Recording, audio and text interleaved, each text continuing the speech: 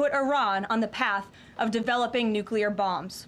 After years of endless appeasement and empty statements from politicians on both sides of the political aisle in this town, President Trump is finally the man of action. President Trump is holding these monsters accountable and permanently extinguishing their nuclear ambitions. Future generations of Americans will look to this moment as the moment where the specter of a nuclear armed Iran ended. At the beginning of Operation Epic Fury, launched last weekend, President Trump laid out clear objectives to the American people on what the U.S. military seeks to accomplish through these major combat operations. Number one, destroy the regime's deadly ballistic missiles and completely raze their missile industry to the ground. Number two, annihilate the Iranian regime's navy. And so far, we have destroyed more than 20 Iranian ships, including their top submarine last night, using a torpedo for the first time since World War II. There is not a single Iranian ship underway in the Arabian Gulf, Strait of Hormuz, or the Gulf of Oman. Number three, Operation Epic Fury will ensure the regime's terrorist proxies in the region can no longer destabilize the region or the free world and attack our armed forces. And thus far, Iran's proxies are hardly putting up a fight. Number four, this mission will guarantee that Iran can never obtain a nuclear weapon. It's safe to say that thus far, Operation Epic Fury has been a resounding success. American forces have struck more than 2,000 targets, destroying hundreds and hundreds of ballistic missiles, launchers, and drones. As the Department of War said this morning, we expect to have complete and total dominance over Iranian airspace in the coming hours, clearing the skies for our brave warriors to continue achieving these noble and long sought-after objectives. There's been a lot of misreporting and intellectual dishonesty from the American media on why President Trump decided to launch this operation. So let me remind you, Operation Midnight Hammer, which took place last June, obliterated Iran's 3 major nuclear sites. Yet the terrorist Iranian regime has remained fully committed to rebuilding its nuclear program. How do we know this? Because Iran has pursued this path of war and violence despite President Trump dispatching 2 of his top and most trusted negotiators to engage in exhaustive and good faith negotiations to try and reach a deal. And the world knows this president's preference is always peace and diplomacy first. Look no further than the 8 additional global conflicts he has ended in the past year as proof. Unfortunately, the terrorist Iranian regime refused to negotiate in good faith. They chose this path of violence and destruction, and they are reaping the consequences of their horrible decision. The regime did what they always have done. They lied, they delayed, they tried to string the United States of America along. They wanted to buy themselves time to continue building ballistic missiles and other deadly weaponry that could harm our U.S. personnel and troops in the region, and to continue aggressively pursuing their unacceptable nuclear ambitions. U.S. negotiators offered to lift crippling sanctions on Iran and even provide nuclear fuel to Iran at no cost to support a civil nuclear power program. They additionally had the opportunity to accept U.S. support as an investor in potential projects to develop peaceful nuclear energy together under a mutually agreed-upon framework. Yet in response, Iran would have to forfeit their enrichment capacity once and for all. But Iran rejected. They accepted none of these generous and unprecedented offers by the United States. Simply put, they refused to say yes to peace. And their refusal made clear that their #1 priority was building a nuclear weapon with which to threaten the United States of America. Again, the country they have been chanting death to for nearly 5 decades. Let me state this again clearly. Iran rejected the path of peace because the terrorists in charge of this regime wanted to build nuclear weapons to use against Americans and our allies. President Trump made the determination, a courageous determination and decision, that the path the United States was on with Iran had only one outcome: massive death and destruction at the hands of a nuclear-armed terroristic regime. That path of death and destruction and threats against the American people have ended with Operation Epic Fury. Operation Epic Fury has forged a new path that will better ensure the security of the United States and our people. The terrorists made a bet that President Trump would be like many of his predecessors, that he would just talk and he would refuse to enforce his clear red lines.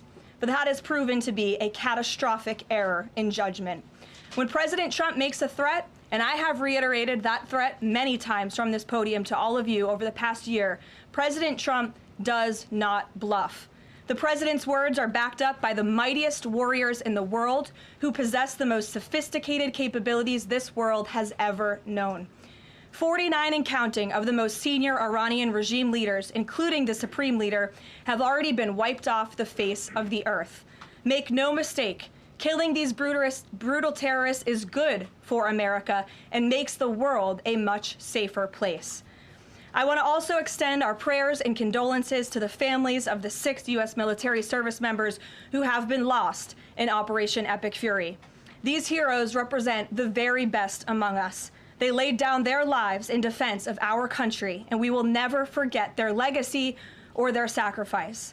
As the president said, we grieve for these American patriots and their families as we continue the righteous mission for which they gave their lives. President Trump intends to attend the dignified transfer of these American heroes to stand in grief alongside their families. I understand the Department of War is working on scheduling this transfer, and we will provide updates at the appropriate time. Finally, the Trump administration is also doing everything within our power to protect Americans in harm's way. Since the launch of Operation Epic Fury, more than 17,500 Americans have safely returned home from the Middle East, with over 8,500 American citizens returning home to the United States just yesterday alone. If you are a U.S. citizen in the Middle East looking to return to the United States, the Secretary of State asks that you please register with the State Department at step.state.gov. The State Department will identify where you are and provide travel options directly to you. The administration is already rapidly chartering flights free of charge and booking commercial options, which we expect to become increasingly available as time goes on and the success of this mission further comes to fruition. I know the President and Secretary of State Rubio have been in touch as well with our allies in the region directly about this problem, making it clear that it is a priority of the United States of America to bring every American home. The Trump administration will not rest until every American is home safely and until the terrorist threat from Iran has been completely destroyed. With that, I'll take your questions. Eric, why don't you kick us off today? Thank you for being here. Caroline, thanks so much for having me. It's great to be here. As you mentioned, Iran's regime, its leadership has largely been decimated. Do we have a sense right now of who is actually calling the shots in Iran? And we're also hearing reports that the Supreme Leader's son may be named his successor. Do you have any more information about that? I just had a quick follow-up as well. Sure. We've seen those reports as well, of course, and this is something that our intelligence agencies are closely monitoring and looking at. The truth is, we'll have to wait and see. The president has said repeatedly that the objectives of Operation Epic Fury are the 4 military objectives that I laid out for you previously: to destroy Iran's navy, to destroy their ballistic missile capacity, to ensure their proxies in the region can no longer harm Americans, and to also ensure that they can never obtain a nuclear weapon. As for what comes next for Iran, the president has said, of course, it's a good thing for the United States to want freedom for the Iranian people, and ultimately we hope that freedom rests in their hands. Caroline, we see the Arab and Muslim nations coming under fire as well. President Trump's vision for the region has been to bring the Arab and Muslim nations to the table together, Abraham Accords, obviously, with Israel. If this regime topples, could we see a new day in the region and really a new Middle East come out of this when the dust settles? Well, the greatest deterrent to true and long-lasting peace in the Middle East has always been the rogue Iranian terrorist regime. And our Arab and Gulf partners in the nation admit that, as well as, of course, our close friend and ally Israel. We have seen all of the Arab partners in the region come together during this time on the phone with President Trump, many of them commending him for this bold and brave action to protect American troops and our bases in the region that are housed in many of these Arab and Gulf states. And I know that many of these regional partners are contributing their air defense capabilities as well: Jordan, Bahrain, Saudi Arabia, the UAE, Qatar, Kuwait, and the president continues to be engaged with all of them. Welcome. Garrett. Also have two, if you'll humor me. Axios, I think, was the first to report this morning this phone call between the president and Prime Minister Netanyahu, saying that Netanyahu had given the U.S. this information about where the Ayatollah would be and that he'd be with his deputies on Saturday. How important was that information in the president making the decision to strike where and when he did? I think it was important with respect to the timeline, but I think the president, prior to that phone call, had a good feeling that the Iranian regime was going to strike United States assets and our personnel in the region. And the president was faced with a choice. Does the United States of America use our military and our capabilities to strike first, to take out this threat that has been threatening our country and our people for 47 years, or is he going to, as commander-in-chief, sit back and watch as the rogue Iranian regime attacks our people in the region? That's obviously an unacceptable decision. For the second choice there is unacceptable to the president, which is why he made this decision. As for where the Ayatollah was going to be, that obviously had an impact on the timeline of the operation, but not quite the president's decision in its entirety. And then on the way the public is viewing this, we were sitting here last week, I asked you if the president was going to make this a big part of the State of the Union, if he felt like he had to sell the possibility that he'd do strikes like this. We're now 5 days on. He hasn't done kind of the traditional speech to the nation part of it. Does the president believe the country supports the actions that he's taken so far in Iran? I think he does, and I think the president knows the country is smart enough to read past many of the fake news headlines produced by people in this room that this action was unjustifiable. Again, this is a rogue terrorist regime that has been threatening the United States, our allies, and our people for 47 years. And the American people are smart enough to know that. And they've also been smart enough to listen to the president himself, not just over the past year in this second term, but during his first term as president, and also for the past 40 years of his life. This is a president who has been remarkably consistent on this issue, that Iran can never obtain a nuclear weapon. And the president tried peace through diplomacy, exhaustively and extensively. He and his team gave it their best go, and the president ultimately came to the determination that peace was not a pursuable path. The Iranian regime, they want death, they want destruction, they want to kill Americans, and that's unacceptable to this president. It's intolerable to him as commander-in-chief. Jackie. Thank you, Caroline. Obviously seen the update from the State Department on the 17,500 Americans that have already come back, including some 8,000 just yesterday. There are still 6,000 that are looking to get out, as I understand it. And just in the context of what you just told Garrett about the president's decision on a timeline, if he had decided to do this strike before receiving, the specific intelligence about the meeting on Saturday, should there have been more done in advance of the strikes to try to get those Americans in the region resources and information to get home before day 3 of the war? There was many signs put out by the State Department, and I wish that everyone in this room would report on them. The Secretary of State issued level 4 travel advisories dating back to January for many of these countries in the region. On January 14th, the U.S. mission to Saudi Arabia advised personnel and Americans to exercise increased caution and limit non-essential travel to any military installations. On February 11th, the U.S. Department of State Consular Affairs shared a list of countries with level 4 do not travel advisories. You can't be much more clear than that. Do not travel to these following countries. On February 23rd, the U.S. Embassy in Lebanon ordered non-emergency government personnel and family members to leave Lebanon due to safety risks, and we helped them do that. On March 2nd, the State Department urged U.S. citizens to depart Lebanon immediately. With respect to Iran, on February 27th, the Secretary designated Iran as a state of sponsor of wrongful detention and stated no American should travel to Iran for any reason. And again, on February 27th, the U.S. ambassador to Israel warned Americans to leave Iran, and they provided travel advisory alerts through the U.S. Embassy in Jerusalem. So the State Department was all hands on deck on advising extreme caution and do not travel alerts to Americans in the region. With respect to the Americans who are still in the region now, again, the State Department is asking that they register at the website so they can directly identify you, and we are actively and rapidly working to charter flights. There is some commercial flights that are taking off intermittently from these countries, and we plan to get Americans on board as quickly as possible, again, free of charge to them. And we have some additional measures that I think will be announced in the coming days. Again, I can also reiterate from the president's perspective, this is something he's brought up directly with our allies and partners in the region, that we expect their help in getting Americans home, and we will do that, and we will not rest until every single American is returned home safely. Thank you. And then one follow-up just on how people might be experiencing this at home.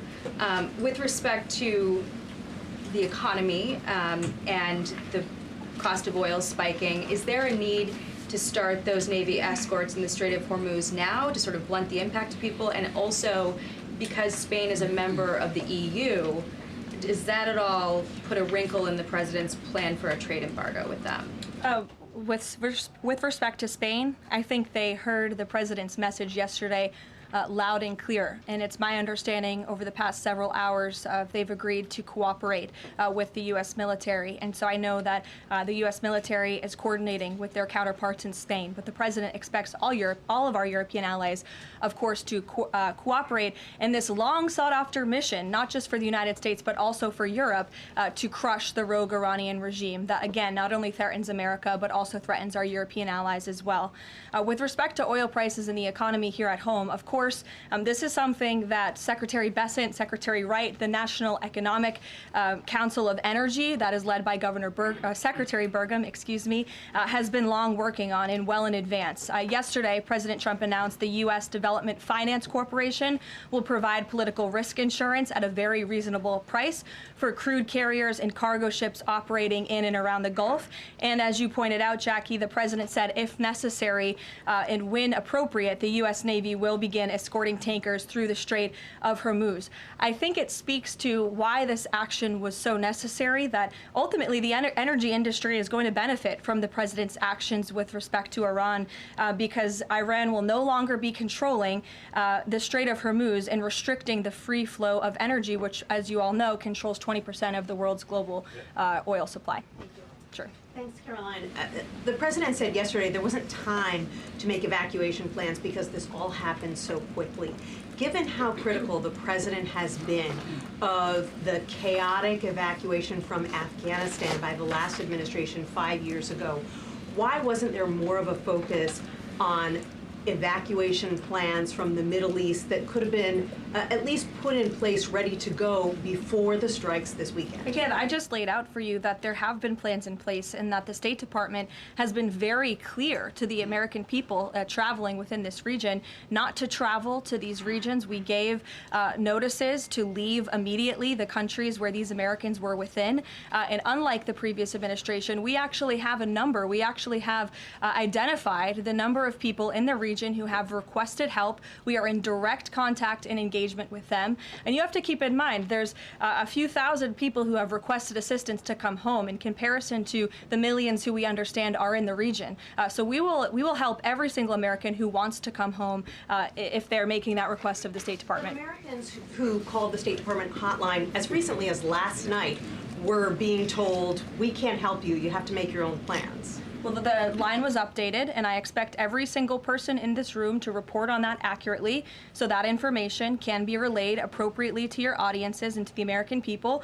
I think as journalists, you all have a responsibility to let them know that the line has been updated accordingly with the proper guidance, because I saw many people in this room very quick to do selfie videos with the line yesterday, but not so quick to report on the corrected message today.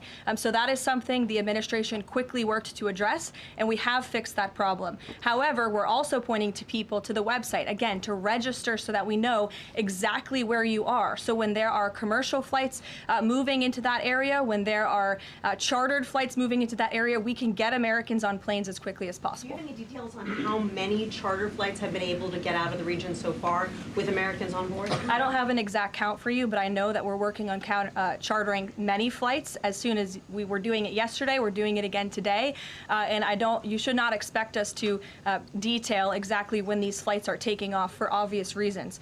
The Iranians have shown that they are not going to hesitate to target civilians in the region, which is completely intolerable. But for safety and security reasons, we're not going to be broadcasting when flights full of Americans are going to be taking off, obviously.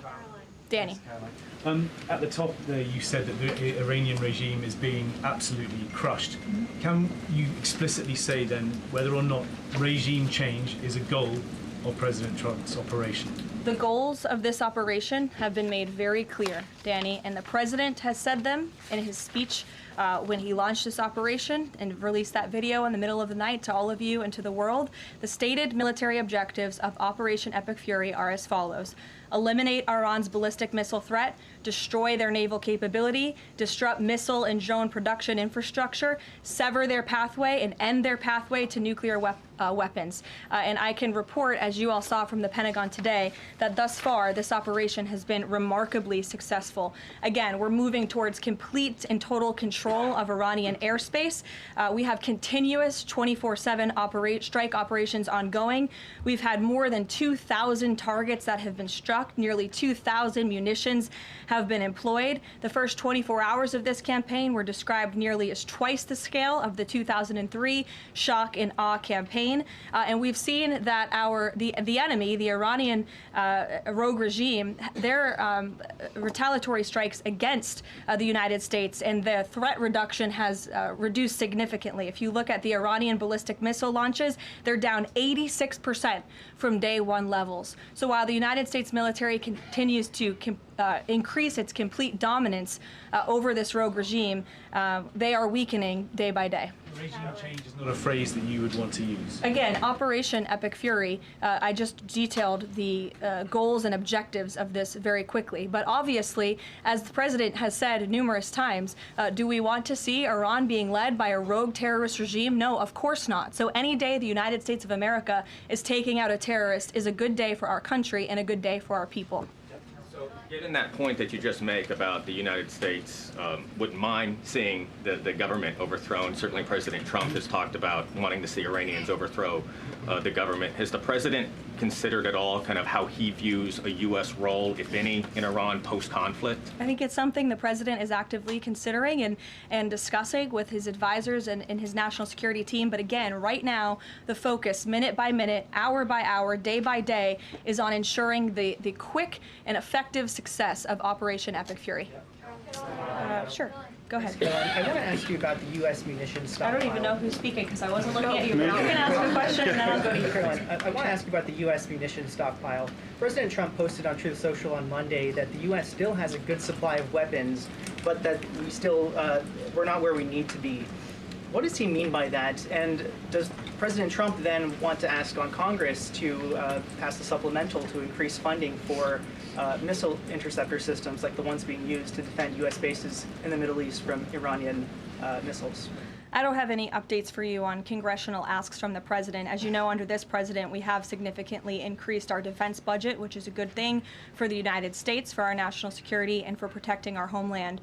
With respect to munitions, ammunition, weapon stockpiles, the United States of America has more than enough capability to not only successfully execute Operation Epic Fury, but to go much further. And we have weapon stockpiles in places that many people in this world don't even know about. However, the president in that post was pointing out that, unfortunately, we had a very stupid and incompetent leader in this White House for 4 years who gave away many of our best weapons for nothing, for free, to another country very far away by the name of Ukraine. So the president was pointing out how that was an unwise decision, but nevertheless, don't doubt the strength and the might of the American military.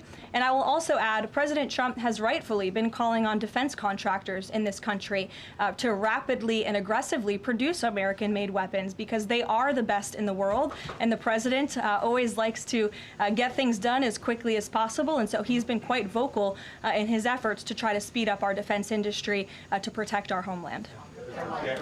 Caroline, can you do some... Go ahead. Caroline, could you tell us about the president's current thinking about ground troops and whether they could be used, if they were to be sent into Iran, what would they be used for? What's the situation of that? Well, they're not part of the plan for this operation at this time, but I certainly will never take away military options on behalf of the President of the United States or the Commander-in-Chief, and he wisely does not do the same for himself. I know there's many leaders in the past who like to take options off of the table without having a full understanding of how things could develop. So again, it's not part of the current plan, but I'm not going to remove an option for the president that is on the table. Sean. Did the United States airstrike a girls' elementary school and kill 175 people?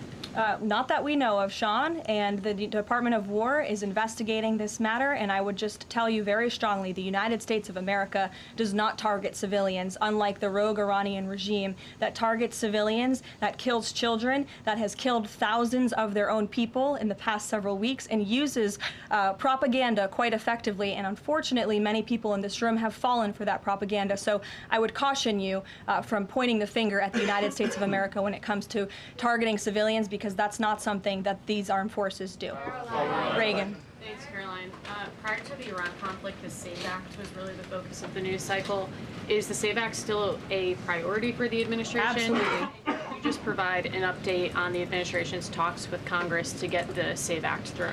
SAVE Act is absolutely still a priority for this president and the administration. The focus, of course, of much of the president's time right now is on ensuring the success of Operation Epic Fury, but the president can walk and chew gum at the same time, and he's very much continuing to focus on the issues that matter here at home for the American people, including the passage of the SAVE Act, including on bringing down the cost of living, which is why you'll see the president in about an hour and a half at the Ratepayer Protection Pledge Roundtable, where he will be sitting with big tech companies, with AI companies who are building in communities across the country and have pledged to pick up the cost of the electricity tab in these small towns and communities across the country, which is a great thing for American consumers. So you'll be hearing from the president directly on this very important domestic agenda item later this afternoon, and it's something that he mentioned in his State of Union address. So check it off the list as another promise made and kept by this president. Sure, go ahead. Thanks, Caroline. I just wanted to get back to Danny's question. So those 4 objectives that you read out do not explicitly include regime change. If those objectives were achieved and the Islamic Republic still existed, would that be an acceptable outcome? It's a hypothetical question that I'm not going to engage in. Again, right now, the president and the commander-in-chief are focused on executing the success of Operation Epic Fury, which we are already doing so in a very tremendous and impressionable way. Stephen. Thank you, Caroline. 2 questions. The Trump administration reportedly is considering arming Kurdish forces in the hopes of inspiring a popular uprising in Iran. Could you comment on that report? I can comment on the fact that the president has held many calls with partners, allies, and leaders in the region, in the Middle East. He did speak to Kurdish leaders with respect to our base that we have in northern Iraq. But as for any report suggesting that the president has agreed to any such plan is completely false and should not be written. President Trump was saying yesterday that he is okay with someone from within taking over in Iran. He spoke about how Venezuela he saw as a successful model where Delcy Rodriguez took over and had a better relationship. Iran's President Pezeshkian, he took office in 2024 as a relative reformer. He's part of a 3-man council now replacing the supreme leader. Does President Trump see him as a potential successor who is more pliable? Again, that's another hypothetical, and I haven't spoken to the president about this specific individual, so I don't want to get ahead of him on any assessments that should be made. Thank you. Yesterday, the president acknowledged that oil prices will be a bit high. As for gas prices here in the U.S., what is the admin doing right now to counter that? I mean, should they skyrocket? Is there a plan to help, Americans right now with those higher gas prices? And then a second question.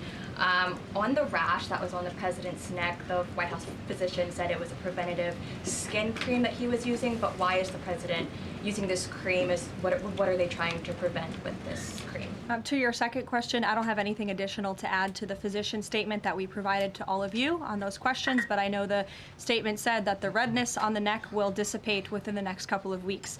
To your first question about oil prices, thank God we have a president who has exuded American energy dominance over the past year, an administration that is wholeheartedly focused on keeping prices stable as best as we can. Of course, this operation is temporary to protect the homeland, but crude oil prices did fall yesterday. They remain stable today after the president announced steps to ensure the stability in global energy markets. Again, those include the DEC offering reasonably priced political risk insurance and the potential for the U.S. Navy to provide protection for the flow of energy through the Strait of Hormuz. It is the president's belief and his economic team's belief that the economy continues to be very strong. It's robust and will be able to weather any of the temporary impacts of Operation Epic Fury.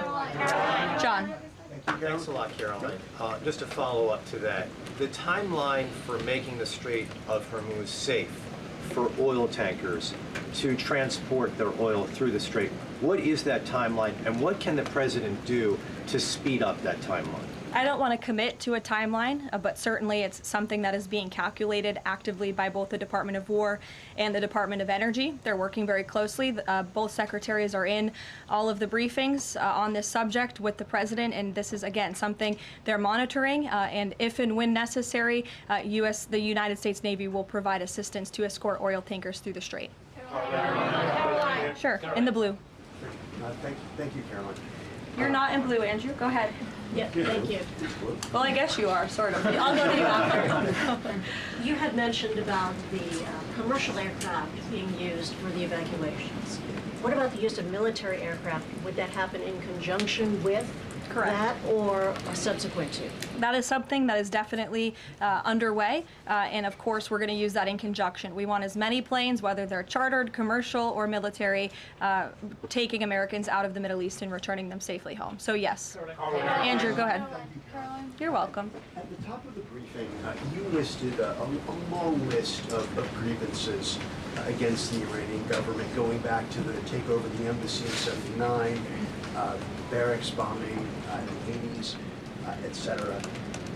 But no one from the administration has laid out the imminent threat that was supposed to be taken care of by this. And the rationales offered by, say, Secretary Rubio, the President's National Security Advisor, said that the threat was retaliation against American interests from Iran after Israeli strikes. The President says it was his own feeling that Iran was going to attack. Why is it that across the administration you can't say what the imminent threat against the United States was that required us to launch this? And also, Prime Minister Starmer told Parliament today that his reason that he didn't allow the use of British bases was that he was not satisfied that there was a lawful basis and a viable, thought-through plan. Was there an attempt to provide the UK government with a legal basis for these strikes and a viable, thought-through plan? To the first question, I completely reject the premise of your question. You have had the President of the United States, the Secretary of War, the Chairman of the Joint Chiefs, the Vice President of the United States, the Secretary of State, and now I am out here today to explain to you exactly what led the President to make the decision to launch Operation Epic Fury. And President Trump does not make these decisions in a vacuum. This decision to launch this operation was based on a cumulative effect of various direct threats that Iran posed to the United States of America, and the President's feeling based on fact that Iran does pose an imminent and direct threat to the United States of America, based on the fact that they are the world's leading state sponsor of terrorism, based on the fact that they were rapidly and aggressively building up their ballistic missile program to give themselves immunity within their country alongside their navy, so that inside their country they could continue to create nuclear weapons and nuclear bombs, which would of course pose a risk to Americans in the region and even Americans one day here at home. And then another point on this is the President found that through these extensive, exhaustive, failed negotiations with Iran, that they were hell-bent on death and destruction. So again, the President was not going to be just another president on a very long list who sat back and stood by and passed the buck of this direct threat to the next administration. The President had a feeling, again, based on fact, that Iran was going to strike the United States, was going to strike our assets in the region, and he made a determination to launch Operation Epic Fury based on all of those reasons. And I would like the media to actually report on all of them, rather than just picking sound bites from one person in this administration and saying, oh, they're contradicting the other person. No, again, these decisions are not made in a vacuum. They are made by the President's feeling that Iran was going to strike the United States and our assets in the region, and he was not going to sit back and watch that happen. The determination was made that the President was going to strike first alongside Israel, and that has obviously been proven to be the right decision and an effective one at that. Libby, go ahead. Thank you, Caroline. A two-part question for you. First, has the President spoken with the family members of those U.S. service members that were killed? Second, given what you've outlined throughout this entire briefing, I mean, the United States has sunk a bunch of Navy ships. We've hit all of these targets. What can Americans expect the goal to be moving forward now that the U.S. has accomplished all of this? What is victory, given we've even taken out Iran's supreme leader? That was an explicit goal. Again, victory will be determined by the commander-in-chief once the goals and the objectives that we have repeatedly laid out are fully realized. Again, we just, in the next few hours, will be achieving that dominance over the skies, which means the United States military will be raining missiles and weapons down on Iran to hit these specific targets that have been identified as crucial to take out by the Department of War. Caroline. John. Thank you so much, Caroline. Has the U.S. posture changed in regard to a nuclear North Korea, given the latest strikes on Iran and the fact that the stated goal is to make sure that Iran is not a nuclear country? I don't have any change in position with respect to North Korea today. Thank you. A quick follow-up. There's been reports that Ali Khamenei's son has been elected as the next supreme leader. Does the administration think that he is a part of the same regime as his father? Would they like people in the country to rise up and get him out of power? There's reports he's been elected or that he's assuming to be elected. One of the likely options. Pardon me, what was that? That he's one of the likely options or that he has been elected. Okay, yeah. So we'll wait to confirm until someone actually is elected. Caitlin. You just mentioned that the president is going to attend the dignified transfer for these families. Given what Secretary Hegseth said this morning, is it the position of this administration that the press should not prominently cover the deaths of U.S. service members?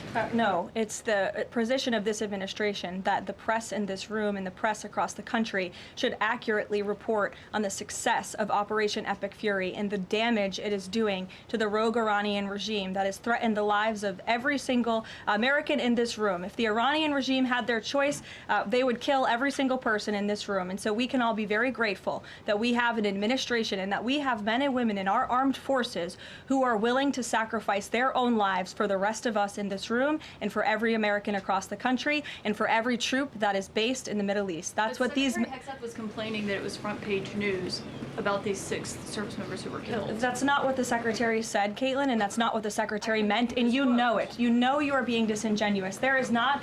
We've never had a Secretary of Defense who cares more... Drones get through or tragic things happen, it's front page news. I get it, the press only wants to make the president look bad. Yeah, As you know, we cover the deaths does, of U.S. service members under every president. The press does only want to make the president look bad. That's a fact, especially you. No, listen to me. Especially you and especially CNN. And the Secretary of Defense cares deeply about our war fighters and our men and women in uniform. He travels all across this country to meet with them, to connect with them, and your network has hardly ever probably reported on that. You also had the chairman of the Joint Chiefs, Chairman Kane, who's a brave patriot, standing alongside the Secretary at the Pentagon this morning, again expressing his condolences to these families. And I just told you that the President of the United States will be attending their dignified transfer. So please, That's not making the president look bad. That's showcasing that. We expect you to cover that as you should. We expect you to cover that as you should, Caitlin. But you and your network know that you take every single thing this administration says and tries to use it to make the president look bad. That is an objectable fact. I don't think covering troop deaths is trying to make if you're trying to argue right now that CNN's overwhelming coverage is not negative of President Donald Trump, I think the American people would tend to agree, and your ratings would tend to disagree with that as well. Go ahead. Thank you so much. On the school strike, back to that for a minute. I understand that the U.S. does not target civilian infrastructure. That's what you said. Can you say that there's any evidence right now that it was not a U.S. strike? And then also, you didn't mention Israel in that. Is there any assessment about Israel's potential likely role in that, if at all? Again, the Department of War is currently investigating this matter, but again, I will reaffirm that the Department of War and the United States Armed Forces do not target civilians, as does the Iranian regime, who kill and execute their own people. Christian. On two separate issues, Caroline. First, what can you tell us about the military operation in Ecuador? And then secondly, is the president considering invoking the Defense Production Act to boost munition stockpiles while we are in this conflict? It's not something I've heard the president consider, but as you know, the president has been in pretty direct correspondence and public correspondence with defense contractors, asking them to aggressively speed up their manufacturing of American-made weapons, which again are the best in the world. With respect to Ecuador, I would point you back to the statement released by the U.S. Southern Command. On March 3rd, Ecuadorian and U.S. military forces launched operations against designated terrorist organizations operations. These operations are a powerful example of the commitment of partners in Latin America and the Caribbean to combat the scourge of narco-terrorism. And together, we are taking decisive action to confront narco-terrorists who have long inflicted terror, violence, and corruption on citizens throughout the hemisphere. And with on that, I would also add that this weekend, I'm pleased to announce, the President will welcome the heads of state from 12 nations across our Western Hemisphere in Miami, Florida on Saturday. The point of this newfound Latin America summit is to promote freedom, security, and prosperity in our region. The following countries will be in attendance: Argentina, Bolivia, Chile, Costa Rica, the Dominican Republic, Ecuador, El Salvador, Honduras, Panama, Paraguay, Trinidad and Tobago, and maybe some others as well. And the President will be speaking with the leaders of this country who have really formed a historic coalition to work together to address criminal narco-terrorist gangs and cartels and counter illegal and mass migration into not only the United States, but the Western Hemisphere, which remains a key and top priority of this President. Thank you very much, everyone, and you'll see the President yourselves in an hour. Thank you.